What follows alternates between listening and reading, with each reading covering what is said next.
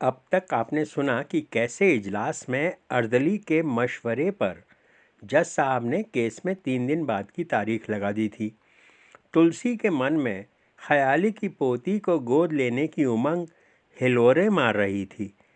ख्याली इस मामले में बहुरिया से पूछे बिना कुछ भी कहने की हालत में नहीं थे, मगर अगले दिन दोनों परिवारों ने सहभोज किया और इसी बीच तुलसी के सवाल का जवाब भी मिल गया। तुलसी की घरवाली ने बहुरिया को अपनी बेटी बना लिया और बहुरिया ने अपनी बेटी तुलसी को देने के लिए अपनी सहमति दे दी। इससे वातावरण हर्षपूर्ण हो गया। बहुरिया के फैसले ने दो मित्रों को जोड़ दिया था। इसके आगे की कथा एपिसोड 19 में सुनिए। शीर्षक है सुरती महिमा।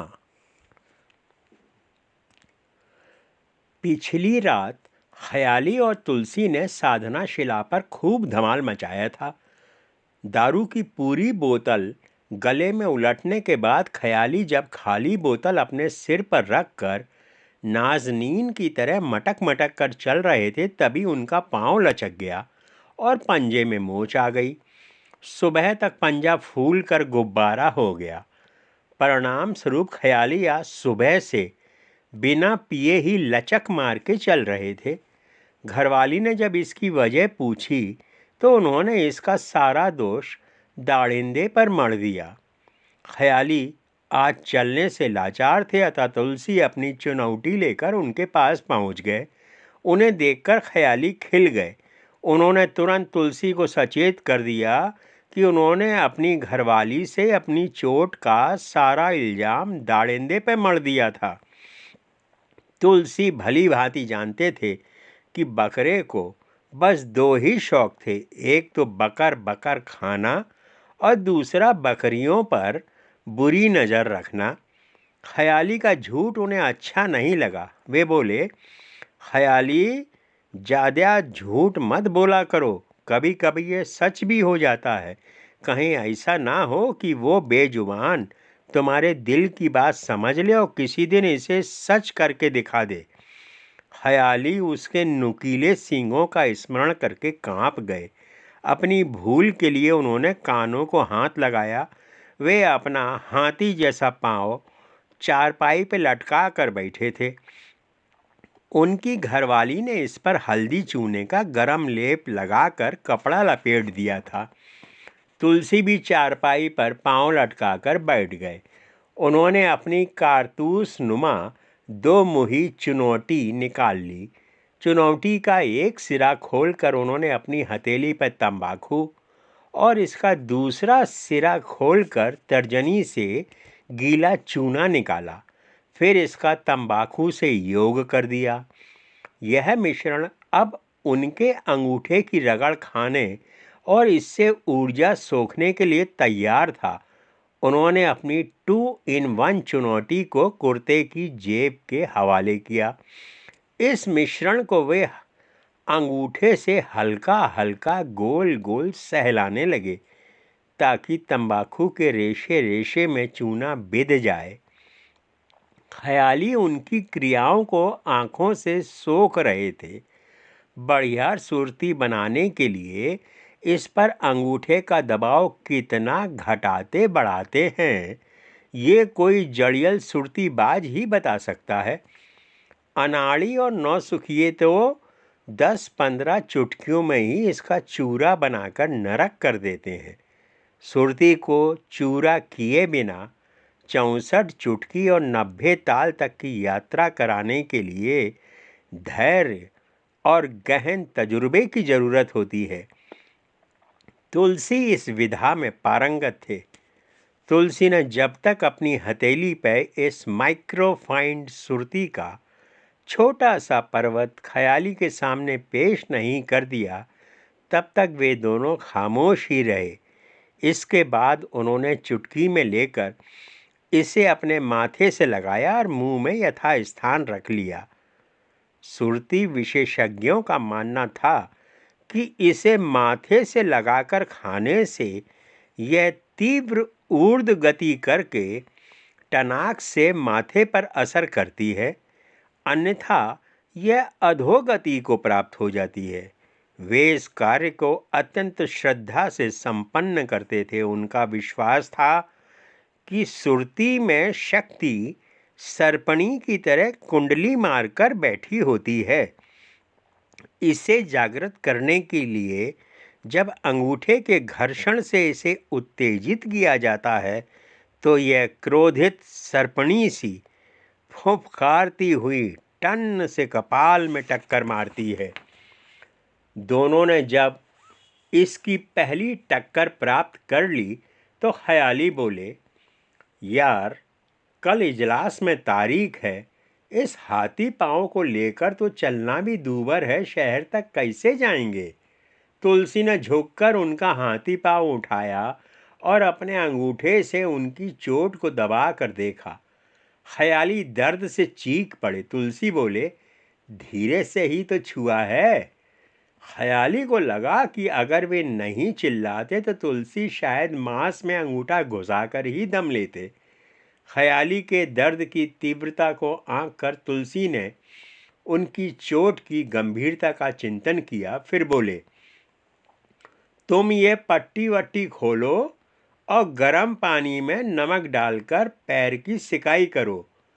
रात में हल्दी चूना लपेट कर सो जाना।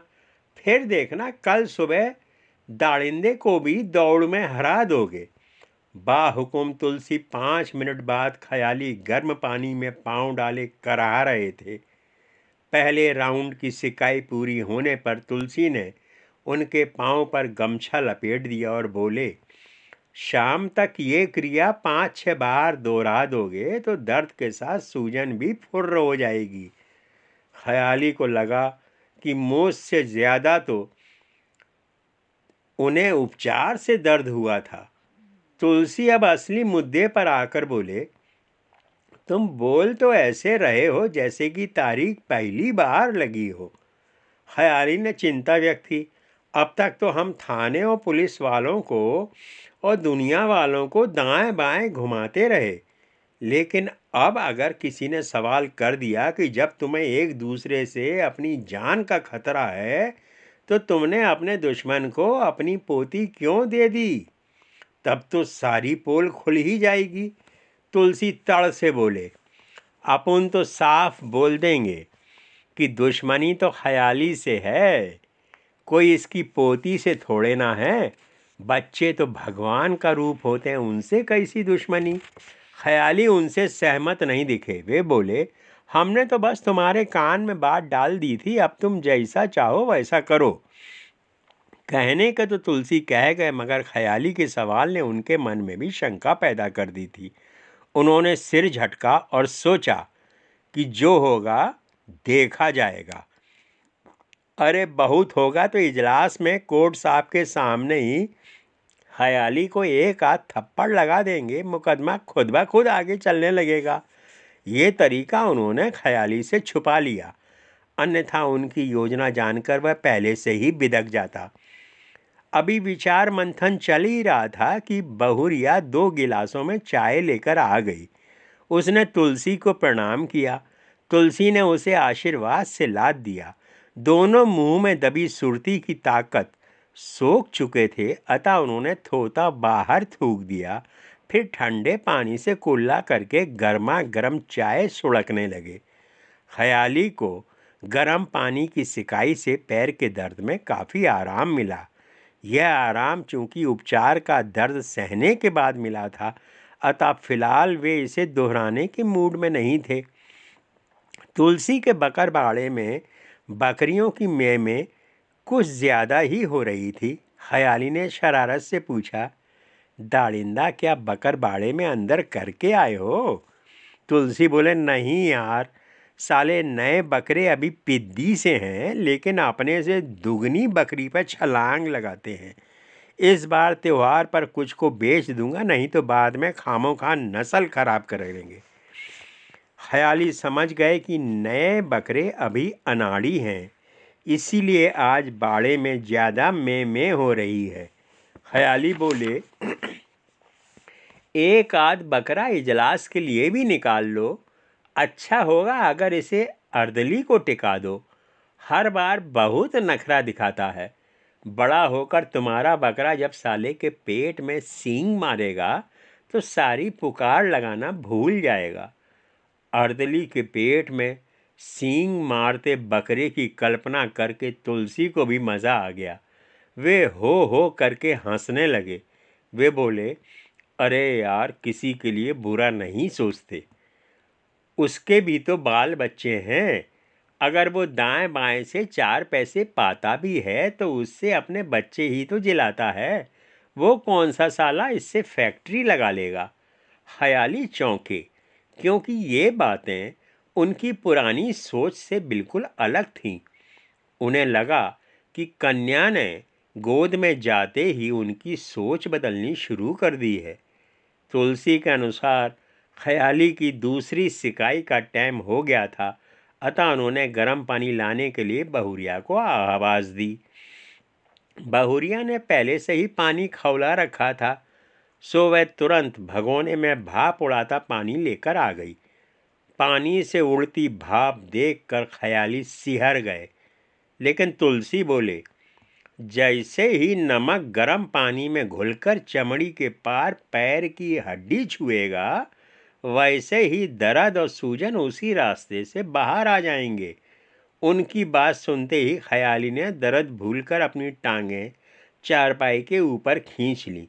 उन्हें डर था कि कहीं तुलसी एक ही झटके में उनका पांव भगोने में न डाल दें। उन्होंने सोचा कि गर्म पानी से पैर का दर्द बाहर आए ना आए, लेकिन चमड़ी जरूर उधड़ जाएगी। तुलसी ने ख्याली को डांटा, अब ज़्यादा लौंडपना मत करो और पाँव नीचे करो। इसके बाद वे गर्म पानी में गमछा निचोड़कर गुनगुने गमछे से खुद ख्याली के पैर पर सेक देने लगे। वे बड़े भाई की तरह सेवा कर रहे थे। उनका स्नेह देखकर ख्याली का मन भर आया। उन्हें लगा कि जब मन मिल जाते हैं तो प्रेम का झरना खुद व खुद बहने लगता है। थोड़ी देर बाद ख्याली के पैर का खिंचाव कम होने लगा। तुलसी का नुस्खा काम कर गया था। ख्याली को भरोसा हो गया कि अब उनकी कल इजलास में गैर हाजिरी नहीं लगेगी। तुलसी की घरवाली भी चाई माई से खेलने ख्याली के घर पहुंच गई थी। उसने जब तुलसी को ख्याली का पैर सेंकते हुए देखा तो हंसकर बोली, अरे वाह, आज तो केवट जी अपने राम जी के चरण गर्म पानी से पखार रहे हैं। उनकी बात सुनकर दोनों दोस्त ठाका मारकर हंसने लगे।